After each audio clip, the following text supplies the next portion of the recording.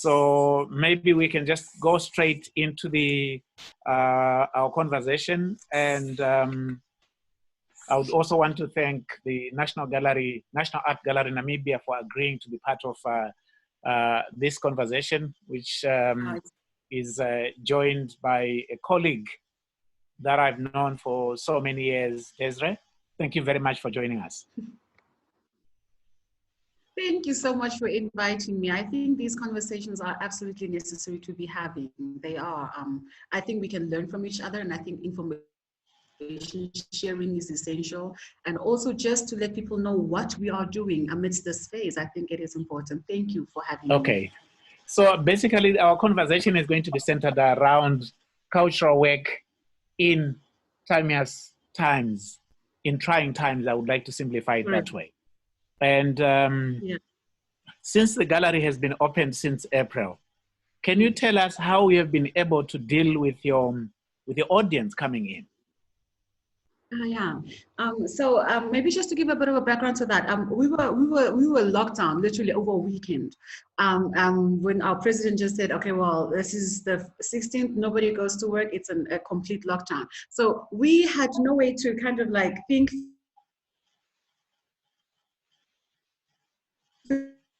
through this, how we gonna function, what happened. Obviously now you had to start working from home, and that was now stage 1 lockdown, where nothing had to be moved to stage 2. So gradually all of us, the CEO got us all to work from home. It was all just mails, calls, making conference calls, etc., to just organize and reorganize with our stakeholders, that obviously we had to inform them, we had to let them know, well, this project or this meeting, it can't be taking place anymore, and all of that we had to kind of do from home.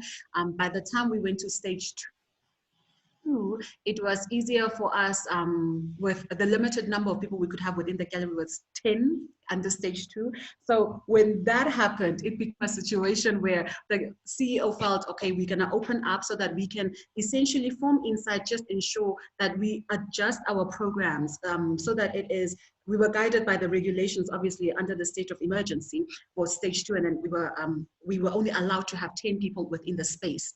And that we were able to do with controlled numbers at the door. So people, we had to put up signage, don't get this close, 1.5 meters closer to the artwork, for example, within social distancing for people. And then when they're coming in at the door, they had to go through the temperature testing, they have to sanitize their hands, all of us, everybody who comes in has to go through that. So that became like our norm. I mean, I'm sitting alone in the boardroom and I'm without a mask, but you can't move in the passage without a mask.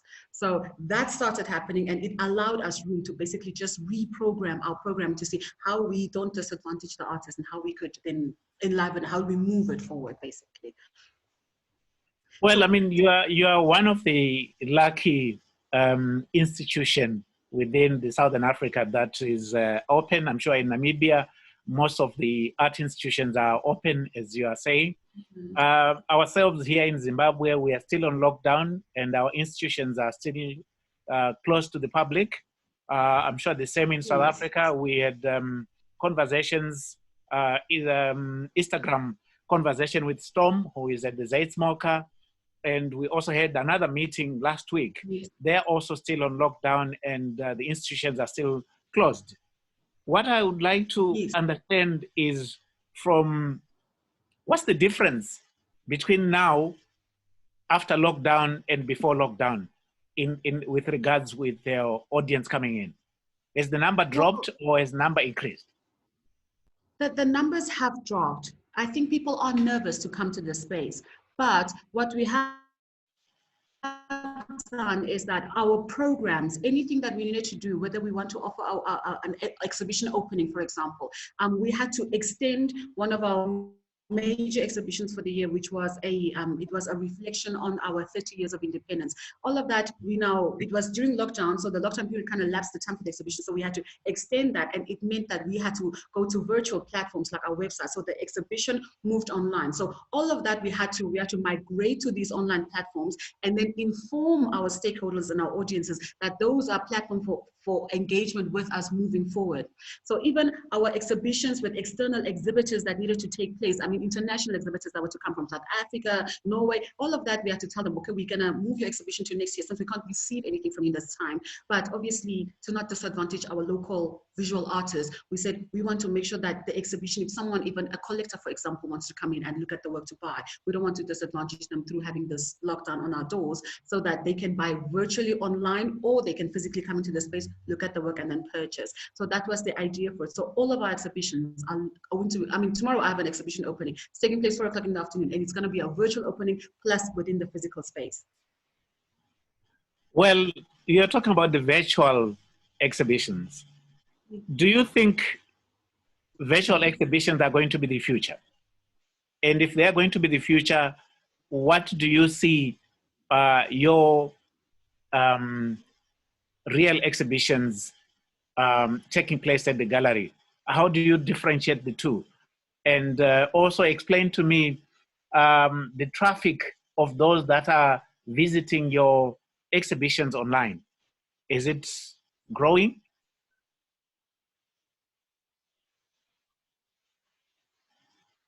Can you hear me? I don't know if you can silent on your end.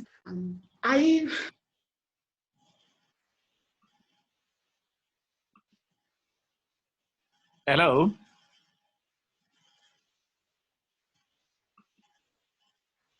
Hi. Can you hear me?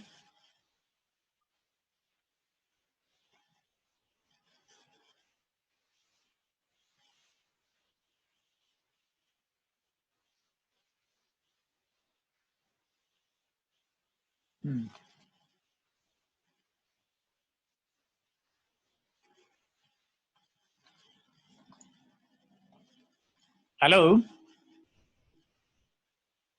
Can you hear me? Yes.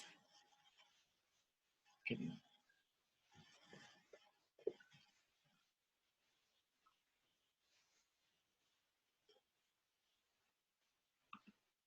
Hello?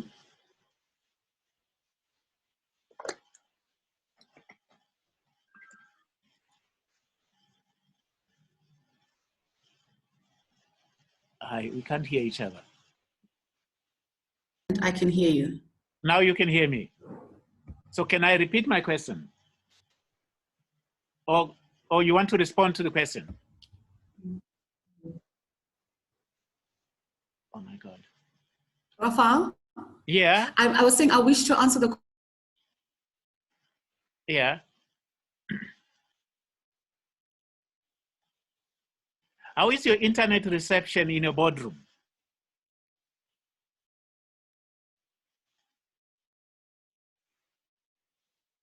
Oh, wow. Question that you asked, whether you feel this migration, would you like me to answer on? Yes.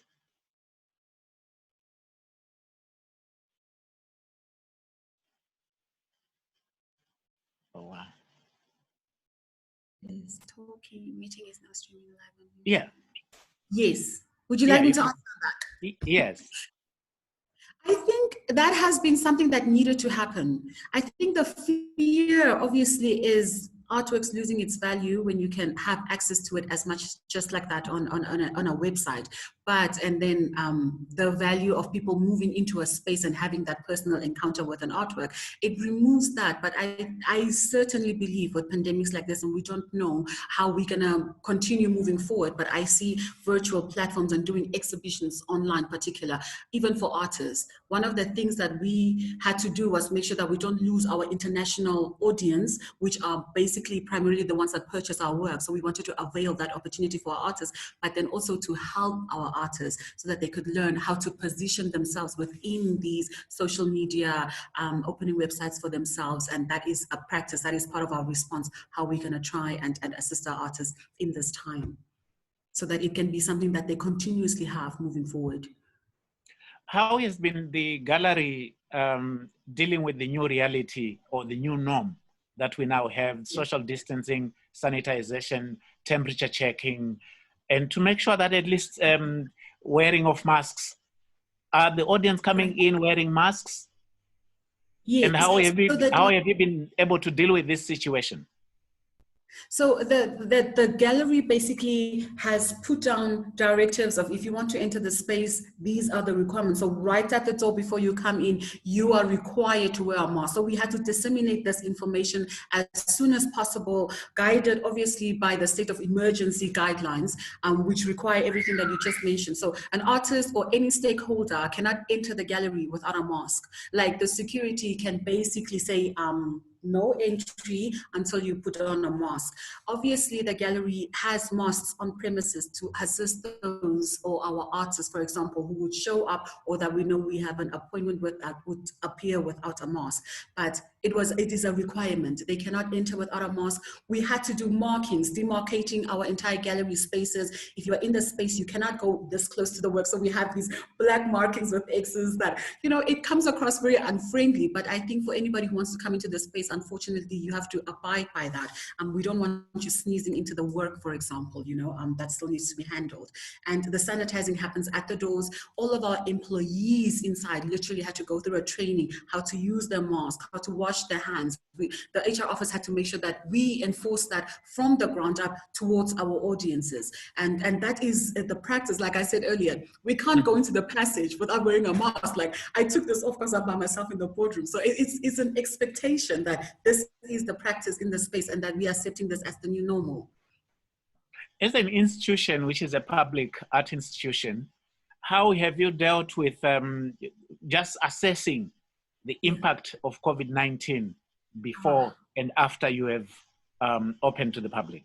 Have you really managed to assess the losses or whatever impact of the COVID? So I think that the biggest impact that we would have experienced is the responses we've had basically from our visual artists, because the comments have very much been, is the exhibition still happening? Is our work still gonna sell?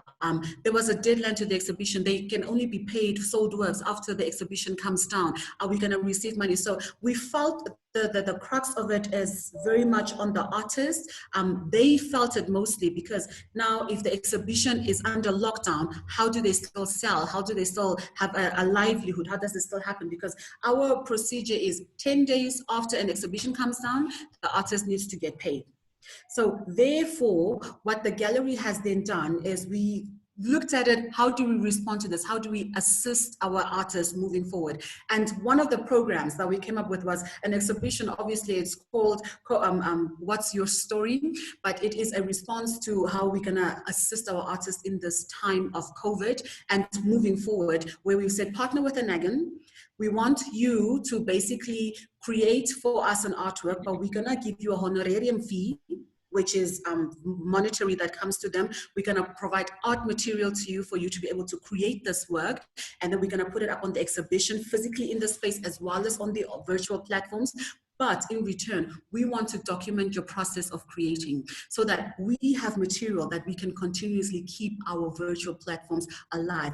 Ultimately, the plan is that we can have this work shown on our national broadcasters where people can see artists in their making processes. So that is part of the response that we are working on. And then the National Arts Council has recently also received money from the director, the Ministry of Education, of 5.5 million, whereas we are able to be recipients of this fund, which will aid us also in executing this response that we want to do to the artists. So all of the exhibitions for our local artists that can have, we've received 150,000 from now the National Arts Council that we can also use towards this aid, whether it's the amount of money we give or the art material we can provide.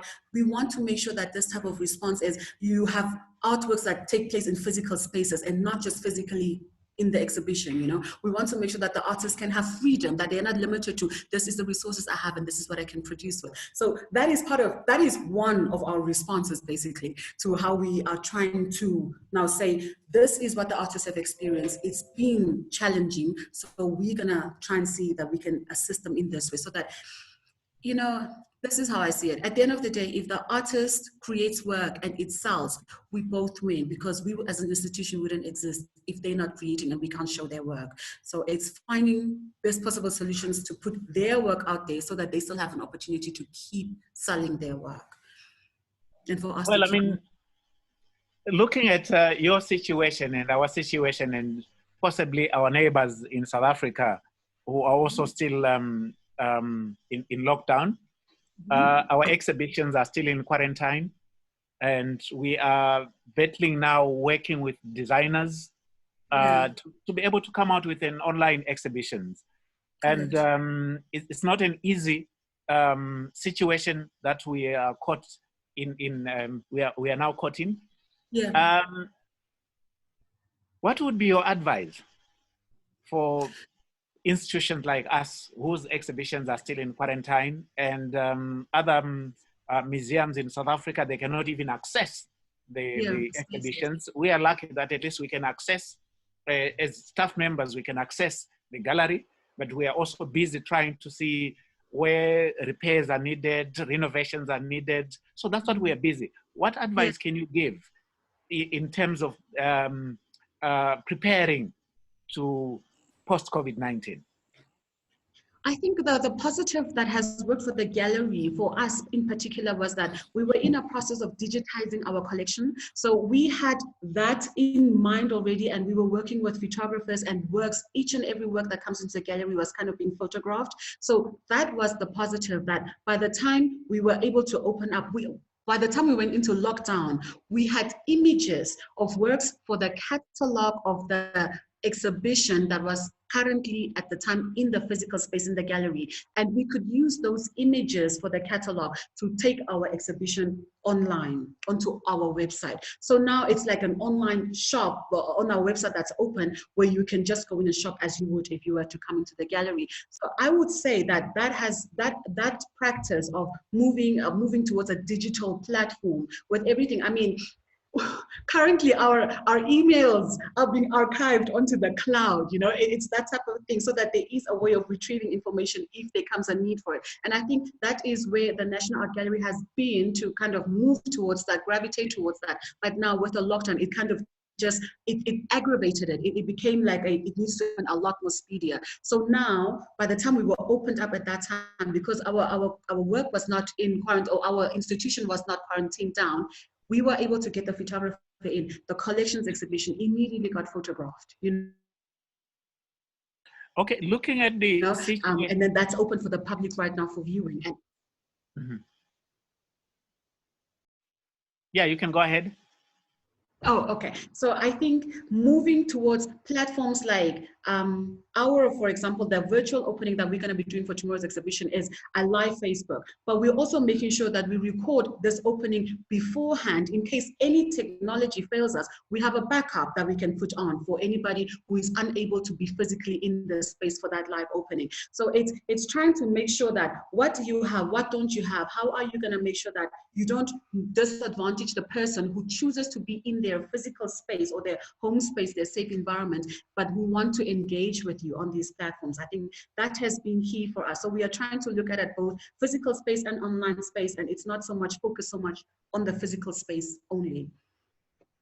What does cultural work mean to you? Oh, wow. So that's such a nice question. Thank you for that. Yeah. Cultural work, I think it's everything we've been born with. It's indigenous knowledge depositories that rest from my great-grandmother, and knowledge that's passed down to me, and what I know and how I can create, and what other artists can use to create, and how we communicate through what we know. So it can be storytelling, it can be the visual arts, it can be designers. You know, I mean, during lockdown, everything was art that we're doing. The couches we were sitting on, the cups of mugs that we were drinking out of, all of that is art. It aided us through the lockdown. And I don't know if people don't see the relevance, the value of what we as cultural producers produce at the end of the day. What you saw on TV, the movies you were watching, all of that is part of art. And I mean, if you can't appreciate art now in this time, it keeps people alive. It gives people hope. If you see a new mural going up, it becomes a new thing because you've stopped seeing people on the streets. You know, so you start appreciating these physical, I don't know what you call it, these physical moments that you engage with. And I think for me, that is cultural work. That's cultural production. It has to come from in here. It comes from there, because you translate what you are and who you are and what you want to communicate. You translate that into a physical, tangible object. Sometimes it's just talking about it. Sometimes it's creating an actual work. And we want artists like that. What's your story? That's what we want them. What they've been going through, what they see now, where their minds are. We want that. We want to document all of that. I think it's important to have that. What does Okay. cultural work mean to you? Sorry that I'm posing the question back to you. Well, I mean, cultural work to me, it really means everything. Yeah. You know, as an African person, Yeah. culture has been part and parcel of my life. Yeah. So cultural work is actually realizing that Mm. part and parcel of who I am as an Yeah. African person. Correct. Yes. Correct. It's So our history, it's our heritage. exactly. It's So our now music. when you're talking, it's our history, it's our heritage. Yeah. Our history, part of our history and heritage is locked up in the so-called museums in the West. Oh, you can say that again. Yes. What is your thoughts in terms of Repatriation. the repatriation, restitution, and all the subject that has been being discussed outside the African soil? That is a very important question. So in 2016, I did a study abroad and I was in London for this. And my paper was based basically on the British Museum and the fact that, I mean, you take Africa, you remove Egypt, which you've regarded now as valuable in your mind, and you put the rest of Africa with an arrow pointing downstairs. I looked at that, and all of my entire paper was based on how they were able to remove what they thought is valuable for themselves, put it on the main floor, and remove the rest. Yet we are sitting with places like Germany, Finland, that have Namibian collections that are represented out of context, number one, out of the actual place. And now these works, I mean, you look at the catalogs that are produced for this, it's like, it would just say something like Nama headdress, but at the end of the day, there's a name for it, there's a functionality for it, and if you put it on a plate within a museum, you've completely turned it into something else that it actually isn't. And I honestly feel regarding the repatriation of the objects, we had to have our skulls repatriated, which is a very sensitive subject matter that maybe I had to deal with. But now one looks at the artworks, for example, and you can't even call them artworks, these are our design objects, because these are our rugs, our mats that our ancestors created when they had to make sure that they had a livelihood. One of the things that come to mind now immediately is how they were able to construct houses. And that's architecture. It's not titled architecture, it's been mislabeled, or one has to start looking at it as in a Nama hut is the way women were architects back in the day. So you want to make sure that those types of thinking and that type of way of producing is preserved, because it's acclimated to our culture and our climates that we live in. But then when one has to look at what needs to happen, it needs to be an aggressive process. The way France has been handling it, they have said they will return. It has not yet happened. I think it needs to become a very, you have to say, I'm going to do it by this time. And I think instead of just saying, I'm going to give it back to you on a loan, I don't agree with that. I don't think you can loan me back what is mine. But what do you think? Because there's an idea that some of these objects are being repatriated back on a permanent loan. What do you make of? I don't agree with that. I do not. It doesn't make sense. You cannot take forcefully from me and give it back to me on a 99-year loan. You must give it back. I think that is my thoughts around this, and I'm not going to beat the bush about it or be diplomatic, but it must be given back, and it must not be given back on condition of this. If it comes back to me and I choose to break it, if I choose to step on it and put it under the bin, it should be my decision to do that. But I don't think you have a right to tell me you can do this or you cannot do this with the work, DESIREE. I think that would just be unfair, and that is the kind of thinking that goes around what they are expecting. We're going to put on loan, it needs to be under particular conditions. No, we created this. We know what it needs to be used for. We know we want to put it back in the place where it needs to be. We want to attribute the value that it is supposed to have. That's what we want. So you can be diplomatic, but ultimately you took it illegally. I mean, just give it back. But That's this discussion on repatriation, it started a few years ago when the French president was in Ouagadougou, when he made a statement that we cannot celebrate Africa in Paris, London, New York. There is a need for us to celebrate Africa in Johannesburg, in Windhoek, in Lusaka, Correct. in Nairobi, Correct. in Harare. But this discussion has been more in the West than in the continent. What do you think the African Union should do? Correct. And what do you think you as a cultural worker should do to really be a catalyst to this discussion back in the continent? Because for us as National Gallery here in Harare, we were organizing the International Congress on African Culture, and the topic was supposed to be Africa Speaks, rethinking repatriation from an African perspective, which was going to take place in September this year. I think but that is because of this COVID-19, we had to postpone, and we're yet to come out with a new date. What's your thoughts? I would definitely want the African professionals, the way you are having these conversations, that we completely open up that conversation around repatriation and say, this is what we say, these are our works, and this is the directive that we want to give you, how these works need to be returned back to us, by when we want these works back. And I think it has to be an action that we need to take now. And the fact that we are having the conversations, they should be engaging, this is how I see it, they should be engaging with us and saying, can we learn from you some works to show in our museums? That's what they should be asking from us. They should say, can we have a mutually beneficial exhibition somewhere in 2025 where you send me some of your works, which are heritage and African artworks, and I send you some of our European works, and you can show for me in your continent what you have, and I can show what you have. That would be the better way to do it. It must become a dialogue that is open. It cannot be I decide and this is how I'm forcing it or I'm reinforcing it on you, because at the same time, I believe our collections, our education systems, they are colonized. I would want to see, the reason we want to go into documenting the artist processes is because we want to see that these inherently known creative processes, that they are revived, that they can go back into the education system, so that we don't have to apply the Western cube and the way of producing system into our new producers, because then we have re-evaluated and put the emphasis back onto what is our work, so that it doesn't have to be, oh, our work is not meaningful, that's why we are applying this new technique.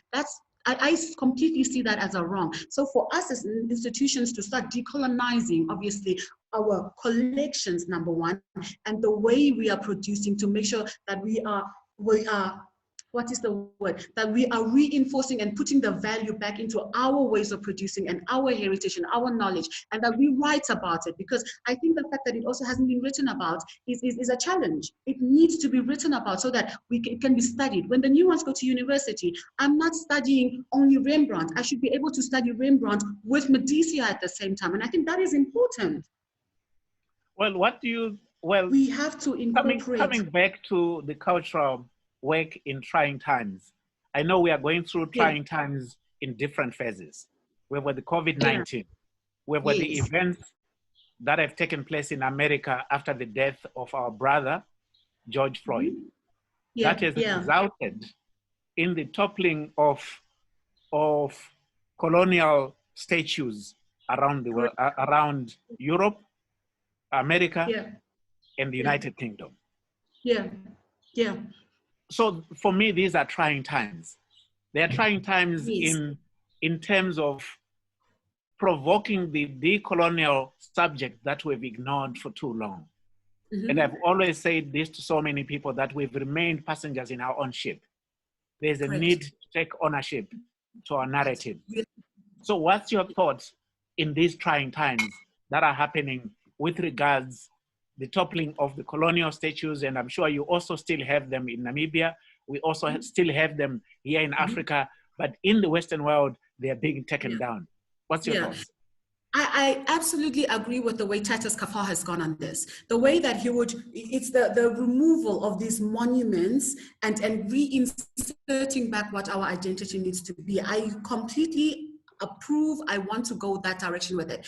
If you go to a space, for example, we had the Writer Denkmal that was removed right in front of our National Museum, and making sure that the removal of that, if you're going to remove it, you have to bring back something that says, but this is what is Namibia now, or that you assert back a Namibian identity into that space. The complete removal of it, obviously, it adds to the erasure of history. So you have to find a balance, how you're gonna present the history with your new insertion. And what that insertion is what Namibia wants to identify with now. Currently, there's been an uprising in Namibia where cultural producers, also individuals, they've been doing silent protests. So they call them silent protests, where they literally just go with placards. They're going to these statues and monuments that have been put up, and they are protesting that they don't want these up anymore. And I think it's even in today's newspaper, and I think those are things that we as cultural producers and the ones that aid these processes, that's where we need to get involved. Because if you say we're just gonna remove it and nothing else comes up there, it's an erasure of history. But it's that conversation that needs to go in with, in your removal of it, what are you positioning? How are you positioning that? And I think that needs to happen in a collaborative process. And obviously now, we, the ones that are sitting within the institutions, we have these responsibilities, because for example, as a heritage council, you have responsibility towards these monuments. So those conversations need to happen so that we figure it out. What are we gonna do? My thoughts about it is, we have to insert our own identity. We cannot keep continuing and walking in the way that it's been already. But going back to the idea of repatriation of the objects and artifacts and human remains, there's been a thought from, I would like to say, those that want to remain our teachers, that if we repatriate them back into Africa, one, you have got no museums, you have got nowhere to put them. What's your thought? I think, like I said before, give it back to me. I will know best how to care for it. Number one, it was created by one of my ancestors. Number two, it's more acclimatized to my current climate. So at the end of the day, if it comes back and I put it in a house where I know and I can keep using it, that's number one, probably even, that you're gonna know what purpose it was created for. Because I don't think in Africa, we just create things for things' sake. It's not a practice that we do. Anything that is created has a meaning. There's a meaning attached to it. There is a function that someone needs to serve. Can you give us an example of, let's say, a Namibian object, which was created for a function, and what function? So we have, in my culture, for example, they create rugs. So it's from the wheat grass that you collect, so you can create a rug. But because they were nomadic, I mean, I come from Bushmen, and we were a nomadic lifestyle. So it had to be something that you can just roll up, you move with it. When you are resting again, when the sun is setting, it's basically the bed you lay. And I think such an object now is finding itself on walls, in white cubes, which I find very problematic. It shouldn't be hung. If you're going to represent it in a museum, represent it the way it was authentically meant to be used, and explain that, even if it means put an audio to it, explain what its function was, so that it's not misrepresented in a white cube. I think that is important. Let's go back. I was in Namibia at some point when the repatriation of the Nama and the HARARE human remains were sent back by the German government. Yeah. And I remember meeting the Minister of Culture of Germany. She was there, and it was a very emotional and very touching moment. And when we were there, it was during the conference of your Museum Association of Namibia. Yes. It was very, very touching. What do you think these objects should be? Should they be taken by the Namais and the HARARE people for reburial, or should they be taken into museums?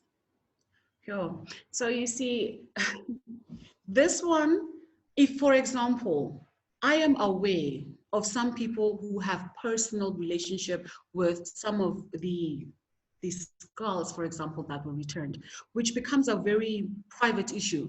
So if I was the person that I know that was my great-grandfather, I would want to bury them myself. I think that is key. I would not want Namibia to engage in a practice where they receive back the skulls, and the same way the Germans have done it, they go put it for research into another museum again. Then we are doing the same thing. We are not learning. Give back to the people what belongs to them. So it should be, because when I was there, I also engaged with a number of people, And they also asked me my thoughts. My thoughts were the same, that let's put our ancestors to a resting place where they belong. Especially, like I am, as a Zulu person, whose ancestors' human remains are in the Science Museum in the United Kingdom. I would love to have a traditional ceremony of those objects after they've returned back into the country, and have a decent burial in their ancestral land. Yes. And be remembered. So, yes, correct. In that same space. I think that is what needs to happen. We've received back the whip and the Bible by Hendrik Witbooi. Hendrik Witbooi's lineage is still alive till this day. Ideally, the museum would want to hold on to that, but I think the museum needs to give it back so that the family decides, we're gonna give it to you for safekeeping, or we're gonna loan it to you at times when you want to show. You understand? It needs to be, because this is a person's personal thing. And I think the human remains are so sensitive. It needs to go back to the family so that you can do those ritualistic practices, which obviously is part of who you are. Because if it was taken for research, if I'm gonna keep it in a museum, am I researching it as well? It doesn't make sense. So it's better, give it back to me, let me have my ceremony, let me bury my person and find my peace through that. And if there's anything you need, you can interview me, I can tell you about who, you know, and then we can look at that information that you are requiring for if you want to show that this type of a practice had taken place and that the skull had come back. You don't need to have the skull sitting physically in the museum to tell you the story. There are other ways to go around representing information without having the physical object in space. I'm sure this is a this is a very, very emotional subject in terms of repatriation and restitution. Let's go back. I mean, you are a national art gallery that also sells artworks. What is the future of the art market in Namibia? Oh, I would see it as a very bright future, actually. I think what our artists are able to produce now, Mr. Raphael, is exceptional. They have found voice, they have found identity, and they have found ways to represent that. Currently, if I was to tell you the exhibition that's opening tomorrow, is a young lady, Alicia Ngirishange. Alicia has background in women that endured physical abuse, and that if a boy and a daughter are born, that the value is more accrued towards the boy, and that the girl is, I mean, they don't really have regard for the girl's value. So she comes up with this, and if you look at the work, it is so powerful, because she is saying, no, but what I do is important. And she speaks, her theme that she's dealing with is created these wires. She says she's used the knowledge of creating pots with her mother, which have now been the pots that they had to cook in. She's used that same knowledge to create these physical structures of a community. So we have currently in the upper gallery, physical life-size sculptures that are created from wire, paper mache, and cast, which is, when you look at it, it gives you the chills. At the same time, it makes you feel like, yes, this is strong, this is powerful. And it's a woman saying, men ask her apparently, why do you create these works? And that is immediately her identity. She is asserting herself to say, no, but I am a woman, but I can still be powerful and I am still able. It doesn't mean that, you know, because I'm a woman, I can just be discarded to an end. And I think those are the types of narratives and the types of identity that has come into Namibian work. So I honestly see it as a very flourishing market. And they have, our artists have also been able to identify what are important. I mean, there was an exhibition that took place on the rhino poaching where two men just came up and they said they want to advocate for the preservation of our wildlife. And they've put up an exhibition, created new techniques. I mean, I've never seen anybody painting with a string, you know, but they've been able to create that. And this exhibition was able to contribute financially towards the preservation of our rhinos. So our artists are participating in dialogue, not only for Namibia, but internationally. And obviously with our triennale, which was supposed to take place this year, which is now postponed to, it will take place next year, but they will submit this year so that it can still be regarded as triennale for 2020. But the delivery of the work will not only be next year due to the pandemic. We want to see if everything that we're going to that's going to come for the channel, because it's going to be participating on a global discourse. It's going to be on the websites. It's going to be put up everywhere, that they are able to produce a work that speaks within a global discourse. And I'm excited for that. I am completely excited. I look forward to it, because now you've already been able to see the current Reflect exhibition. It's a looking back at where you are coming from, and looking forward at what our current situation is, and also the hopes for the future. And that's why the exhibition is titled Reflect. And in this exhibition, I mean, one artist was able to tell a story through his painting of a soldier that came, asked for land on their space to bury his friend, and then it's titled Forgotten Ones, and you can see the soldier sitting with his hat down, paying homage to this gravesite that he had to create on someone's homestead. And you can see the continuation of the homestead. The kids are playing, the person is the adult female is moving in the background, but it's his memory of that is so vivid. When you look at that work, it takes you back. But then you also have the immediate documentation of, this is the corruption that's going on, or no, these are the positives we've seen. So there's also that documentation that's part of that exhibition. Obviously, there's those ones that have created works where they put, I mean, the cultural value, and you can't call it culture, it's commodification. So you have an Amarok and you have a rhino in the same image. Obviously, when you look at that, you would introspect yourself. Where does my value lie? What am I accentuating with my choices I'm making? Am I focused more on acquiring my Amarok, or am I thinking of these are the important things? Is the rhino more important? So our artists are engaging in different dialogues with us all the time. I want to see it as a flourishing market. It's positive for me. From mine, it's a positive one where we headed. Can I come in there and try to be critical a little bit? Because I've been coming in and out of Namibia for some time. And one, I admire the printmaking, and the great printmaker of Namibia, John Mufungejo, whose work is admired across the continent. And I always look at our permanent collection and say, why don't we have a John Mufungejo in our work, in our collection? Yes. But I've been studying and seeing a lot of what is coming out of Namibia, a lot of what I would say, pretty paintings and all that. But I've not seen something which is very touching like John Mufungejo has done. Yeah. And yet he is one of those that came before us, celebrated in South Africa, celebrated in Mozambique, celebrated even here. So yeah, when I come to Namibia, I always say to a lot of people in Namibia, a lot of artists, to say, because there's a lot of cry in Namibia of saying, I don't have A, B, C, D. I said, you are crying, but you are standing in still water. You are thirsty, but you're standing in still water. Looking at Katutura Art Center, which is amazing. A lot of artists in Zimbabwe, they have got their studios at home. Yeah, yeah. And they do not have spaces like you have.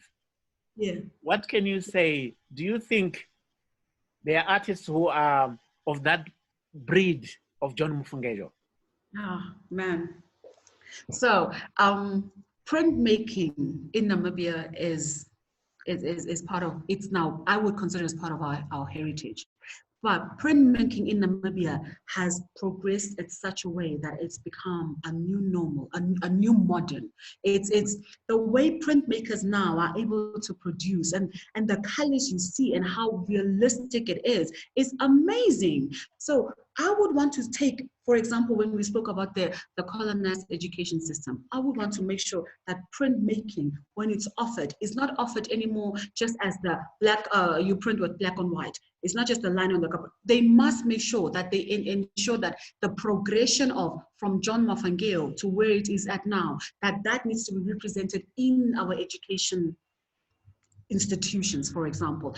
I would want to see that, and I would want to see the writings of that, because I think if we miss documenting and writing the process, where John Mufungejo comes from, how he got into it, and his celebration in other countries and Namibia, because I believe a lot of spaces celebrate John Mufungejo, especially when it comes 1st of November, you will hear Jomo Fengio exhibition update, Jomo Fengio exhibition update, or artists are petitioning, they want works from us, they want to loan works so that they can do something with Jomo Fengio, you know. So there is a lot of commemoration for Jomo Fengio that continues. And I think documenting those in the now time with the progression is what Namibia needs to reinforce, so that the printmaking process doesn't become a process that is seen as it's dying out, is not important, is because that is from where you come, and you have to show that progressional line of what was there, who the father is, and how the others, I mean, like Papa have come in, and now we have younger ones that have come in,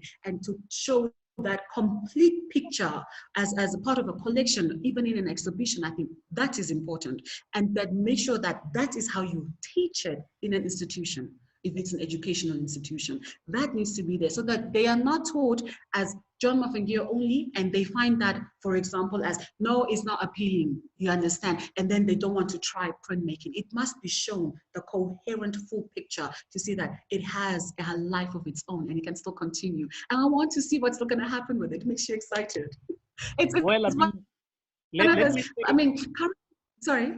Let me say that, I mean, the part of the work that John Mufungwejo did, and what Joe Mudise did, and what Papa Shikongeni has been doing, that has inspired a lot of work that is happening now in Zimbabwe, the cardboard print, which a number of artists in this country have taken that medium because of the shortage of material, because of the economic situation, and that's another cheaper way to really express yourself artistically.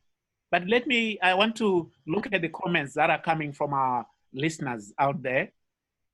James Green from the Yale University in the United States of America put up a comment and said, fascinating discussion, re-colonial statues. Have you both seen this example of Memento Park in Hungary?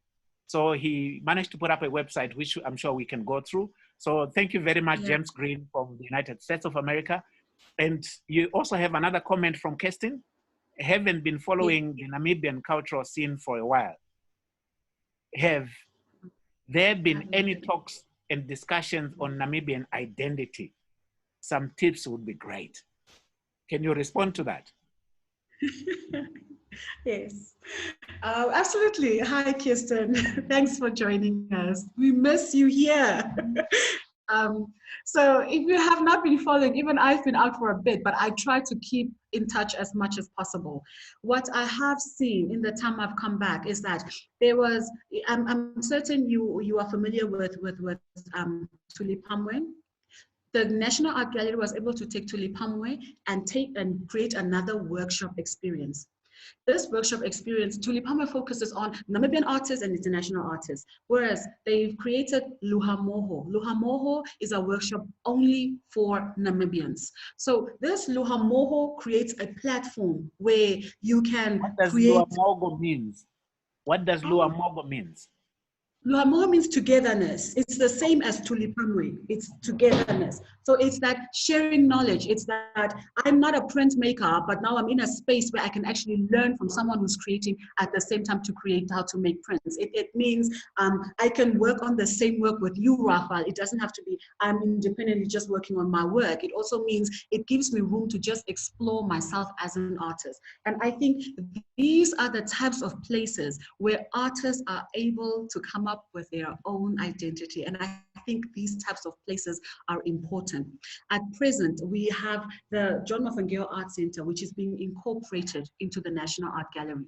And these workshop spaces that are available through this John Mafengeo Art Center, obviously we want to use as a platform where artists can keep continuing having this dialogue. I think artists together in spaces are a powerful thing. When one looks at the exhibitions that have come out of such spaces, you see Namibian identity. I mean, I had seen a Coca-Cola bottle taller than me created from cardboard. And it wasn't like a full round dimensional. It was that way, but it literally was when you would take a cutout and you open it up. So it had these open slides in between. You look at that, you're like, yes, cardboard is Namibian. That's what you want to see. But it's a modernized theme that was produced from this. So those are the types of things you look at with Namibians, and you're like, yes, Namibians are thinking. Yes, Namibians are creating. And I think the other thing also is that Namibians are intact with, they are. I believe this. They are becoming more intact with who they are. I mean, we have a work in the collection by Barbara Bolka, and I was having this conversation with her recently. She's an abstract artist, but Barbara is using pigment from Namibia to paint. She's no longer purchasing from the art store. She's no longer buying acrylics. It's very Namibian. So she's in the lockdown. She was laughing. She's like, yeah, when the shops were not getting any material, I just called the ladies in Rundu, and within 24 hours, I had my different pigment dyes in Windhoek. So that is very much saying, I am using Namibian, I'm producing from Namibia. I don't have to wait for South Africa to provide art material to the art stores. I think those are Namibian identities. Coming from a desert, we're people who learn to make do with what we don't have. And I think that you can see as the theme, even in how they are producing, how artists are producing. I mean, Kirsten, Namibian themes, Namibian identity, I would definitely see it as they're making a mark, and I look forward to Triennale. I am looking forward to Triennale because that's where everybody is working towards Triennale at the moment, because that's where people want to make their voice known. Okay. We also have another comment from anyway, it's a comment from Fadzai who said, I agree with you, Desiree, human remains. Human remains, we bury our dead. Then Kirsten says, are artists in Namibia also earning a living from art? That would count towards the flourishing of the art market too. Are artists in Namibia? Artists in Namibia, one of our responses, let me add that on there, one of our responses to making sure that we are ensuring a livelihood, a continued livelihood for artists, is obviously making sure that we can connect them with places where they can work. While we say we want to document creative processes, we want to make sure that artists create what you call it, work for themselves. So that creative process being documented, offering workshops, that is where we want to see artists are able to be used by other spaces, financial institutions, that they can use artists to create their work or their adverts, their campaigns, that they make sure that we connect artists to this. Currently, our education system was challenged with teaching online and on TV. And I think if artists are made use of, their illustration skills can be made use of to create work, how translating the actual work onto a TV platform, for example, that's a way an artist ensures livelihood. But our core responsibility as the gallery is obviously purchasing of artworks through exhibitions for our permanent collections. So that has been one route where we are ensuring that somehow artists receive a livelihood. There is a number of galleries that have opened up now in Namibia, private galleries, which are also ensuring that artists have spaces to exhibit, to create a living from their work. In a nutshell, Kirsten, to answer your question, would we say that everybody benefits at the same pace? I wouldn't say so. But I think if you're an artist that is also actively engaging in making sure that an art gallery knows who you are and what you do, you stand a better chance of selling your work. And I think that is the idea, because even for us, we don't just want to sit and buy from works that come into the National Art Gallery. We are trying to ensure that we go to other spaces that the artist is exhibiting, that we can see what is this artist doing, going into the artist studios. That is what is currently on my schedule. I want to see what are they creating, so that you are continuously in a conversation to say, but what about this, what about that? And I think we can take your work here, let's go speak to this space, so that that space buys your work. And I think that needs to be an active thing that we engage with the artists to ensure that there is a livelihood created.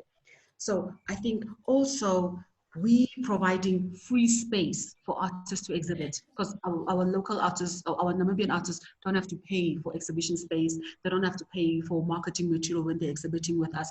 Those are platforms that we are enabling for them, obviously, to buy for a way for them to make money. And I mean, those are existing platforms that I'm aware of. And with COVID, we had to now look beyond. How else do we ensure it? Okay, so I would like to take some few questions, but before I take questions from our listeners out there, we've got Donna Loveday from United Kingdom from the Design Museum saying, I can't tell you how fantastic it is to see you both connecting in the way you are debating in such critical, important issues. Then Storm from the Zaid Smoker said, thank you both for an informative, important conversation.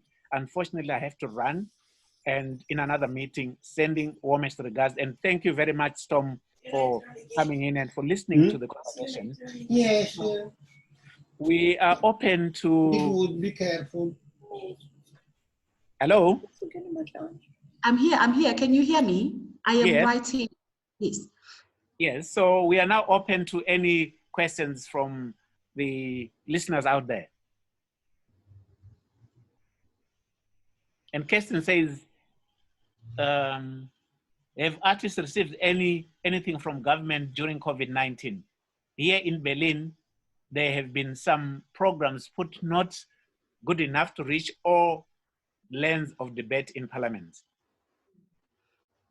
So I could probably answer Kirsten on that. I think I'd mentioned before that the Ministry of Education, Arts and Culture has availed 5.5 million to the National Arts Council, and they have allocated to artists 2,000 each, which is what I even read in the paper myself. So that is for the national, that is individually, but for the National Art Gallery, they have allocated to us $150,000. Beyond that, the National Art Gallery was already in a process to see how we can assist the visual artists of Namibia. And this was in a partnership that we are putting forth for all Namibian artists, a national exhibition, which will work in a partnership where they will receive a honorarium fee. And on top of the honorarium fee, they will receive art material. And then obviously the finished product, we want to exhibit for them physically in the space as well as online. But then additionally to that, we want to document their making process so that we are able to use that material that comes, whether it's I would love to see self-biographies. I would love to see artists in the spaces doing the whole, this is how I work, guys, I'm doing this now, so that it is a self-representation, so that it's not Desiree saying this artist works this way, so that we are engaging in that type of a process, so that the artist represents themselves, that we have this material for virtual content, but also that the national broadcasters can buy into this, so that is a way we are teaching techniques on TV. So I think that is what us at the National Art Gallery has been able to do, and the Ministry of Education obviously has allocated that, which I had mentioned earlier. Then we've got a question from Joshua Davis. Can you talk about how the museum approaches preservation in your collection, both the physical works and the artist's narrative of creation and intentions? That is such a powerful question. So I was employed as the collections curator, and I love my work.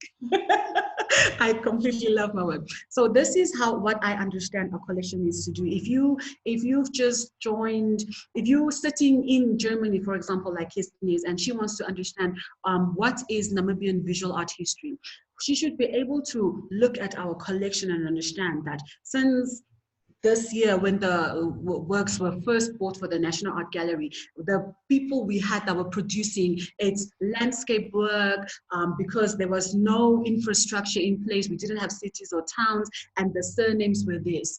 And the progression, you should be able to see that now we are at 2000, and that there is a change in, obviously by 2000, we've had cities, so you all of a sudden don't have landscapes only anymore. You would want to see that there are physical structures and buildings in place, and that is documented, and that should be reflected in our collection. So you are reading the collection as in what the country is or what the place is that you are documenting, but also who the artists are. So you want to see this artist created this artist was able to take this technique and mastered it, and that's why you want to buy that work. Then this artist was able to take up another technique and try and master that, or this artist has taken this technique and advanced it to a different place, and then you want to represent the artist that way in the collection. collection.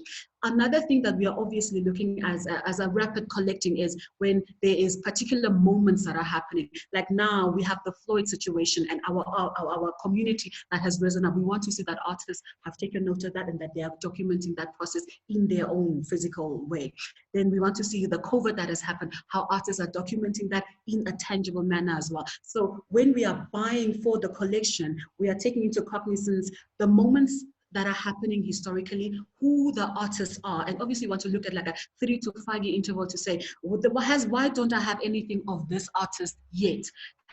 Has this artist not been working? Or do I not know this artist in such a way? Or have they taken up a professional job and they are unable to create? How can we then make sure that this artist doesn't lose, you know, like their technique, their savviness to be able to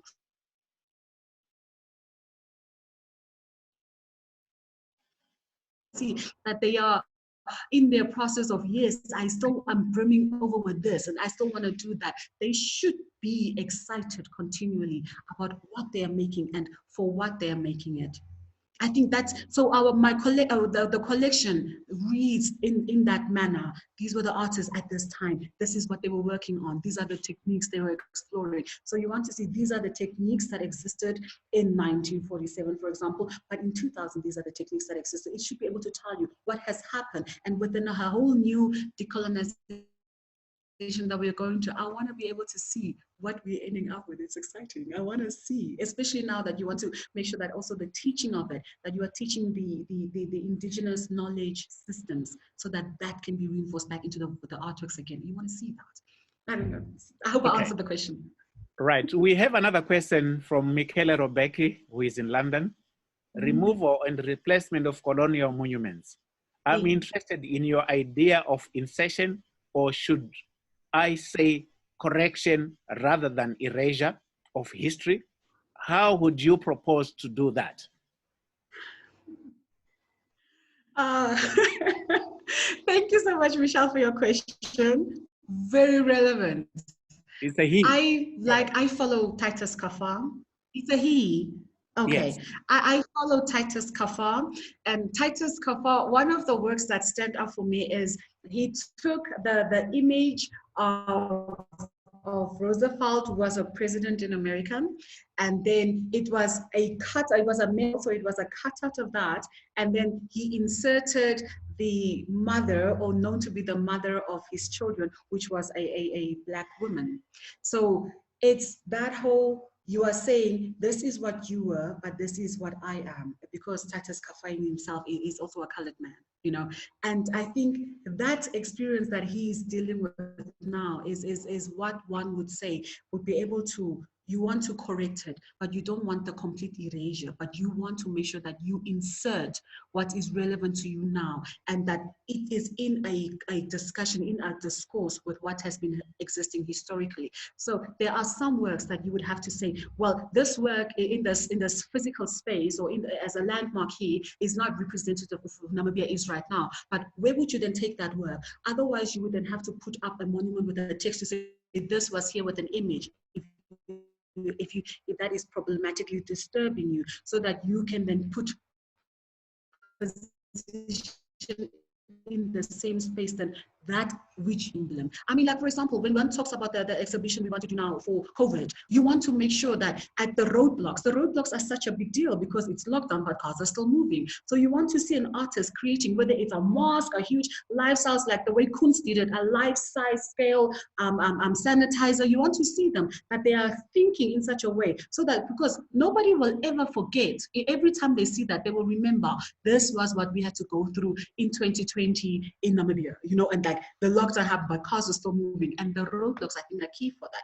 We are positioned as the National Art Gallery right opposite the Robert Mugabe Clinic, who is actually the testing place in winter for COVID-19. Currently, our exterior walls are an ideal space for artists to engage with, that they can create work that speaks to that.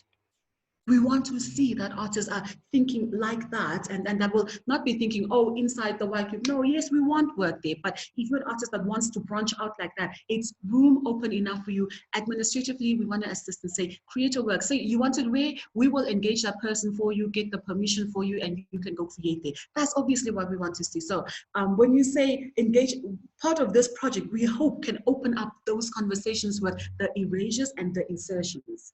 We are hopeful for it. Thank you very much, Desiree. And I'm sure we are getting closer. We just want to end our conversation. And well, there has been a lot of collaborations of museums in Africa with Western museums. Yeah. But we have not seen more collaborations between our own museums in the continent. And I've said this to Storm a few days ago, that we have collaborated with museums in Bremen, in Germany. We have collaborated with museum in Uganda, but not enough is being done within the Southern African region. What can you say? What could be an ideal situation? I know that the stringent measures with customs, the transportation, the mobility of work from point A to point B has become a kind of a stumbling block for collaboration. Yeah. What should institutions like you, a national institute, what should you do to be able to unlock that? This is a very interesting conversation. I was having this same conversation with my CEO the other day, where we said we need to be collaborating with other African institutions. And the one thing that the National Art Gallery has in place is, for their decentralization in Namibia, is a mobile exhibition system. So we have reproductions of our permanent collection works. And for example, if there are narratives that are depositories within Namibia and Zimbabwe, for example, then we have to engage in those and say, well, this is what I have, and this is, Raphael, what you have. Why don't we do one exhibition at the same time? And then we can, from our collection, literally take these reproductions, because obviously I would be very nervous taking any of my actual collection work to this space, I know, but then that that your museum is able to experience what our work says. The Zimbabweans were able to enter into the space and say, yeah, so Namibia has the same thing. Oh yeah, like I didn't know. I thought it was only for Zimbabwe. You know, that it becomes that type of moment, because there's so many things that we are similar on, that we are not, and those similarities we can use as connections to start conversations around artworks. That's how I would see it, and I think it's something that can be done. I don't know why it hasn't been done. Let me say that, I mean, for me, it's not about reproductions. The exhibition we did, it was about mobility and migration. It was entitled Cabo Kamala. It was with Makerere University Gallery.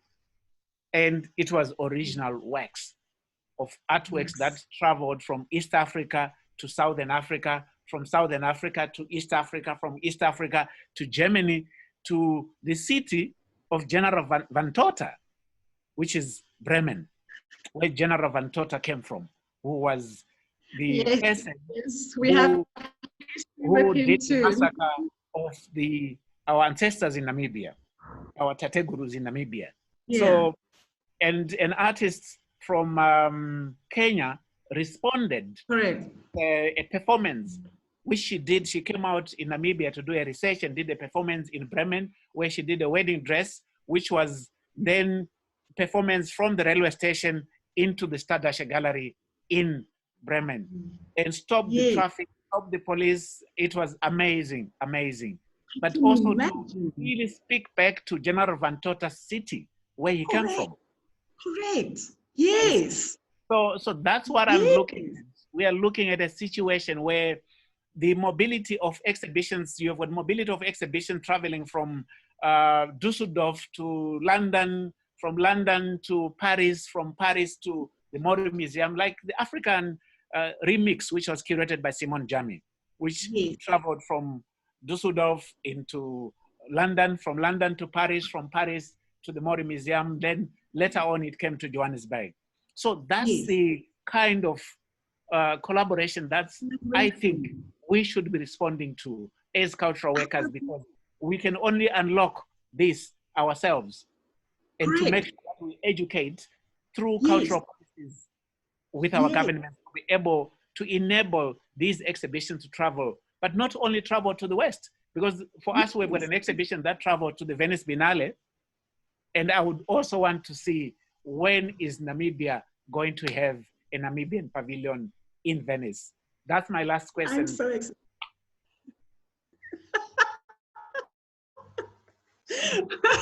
I absolutely love this idea that you've been telling me about, and I think it needs to happen for us. Yes, yes, yes. Like, if you want to do it with us, any other institution in Africa who wants to partner with, we would completely be open to exploring that route completely. Yes, and I think it's necessary. And I think it's necessary that you hear from Namibia what Namibia has to say about themselves in Zimbabwe and in Botswana and in South Africa, even in Egypt. I would love to see that. And your question is, when is the Namibian pavilion opening up at the Venice Biennale? Yes. I want to run that. I want to. It's my personal desire to run that. And it's something that one wants to see happen. We have to, as soon as possible. That's all I can say. With the next one, I hope it's possible. I hope we're not in lockdown, but we have to. It's something that needs to happen. It's not something that is in the far future. It's something which I'm just throwing because I think the visibility of African countries at the Venice Biennale is very, very important. It is very important in so many ways because you're also creating a platform for the artist, creating a platform for the country to be known, creating a platform for Africa to speak for itself. Because I'll repeat this, we have remained passengers in our own ship. And if we do not realize our dreams, we are going to realize other people's dreams. So I agree with you. Your I last absolutely. The ideal platform would probably be, I think for this collaboration within the different institutions, I would see it as the Africa Arts Association. I remember earlier this year, I was invited to have to attend it in Uganda. It didn't happen now with the lockdown, but I think that type of a platform would be ideal where we should have that conversation to make sure that the exhibitions are able to travel to each other with actual works. The Venice Biennale, I've communicated with you on this. It is a burning issue. It is, and it needs to happen. And especially now at a time when Namibia is constructing its own narrative visually, it needs to happen now so that is our identity, our landmark, that we are positioning ourselves within this global discourse. Tammy says passionate about this Southern African collaboration. Thank you so much for the conversation. Love hearing from both of you and knowing more about Namibian Art Gallery, sending strength and love from South Africa. So thank you very much to our listeners. And keep following the Harare Conversations, and my team will actually create another conversation which will be happening next week. And thank you very much for listening to us, and to DESIREE and to the Namibian National Art Gallery. Thank you very much for this conversation. And to my team here at the National Gallery, thank you very much. Tatenda, Siabonga, thank you. Thank you. Thank you. Okay, thank you. Oh.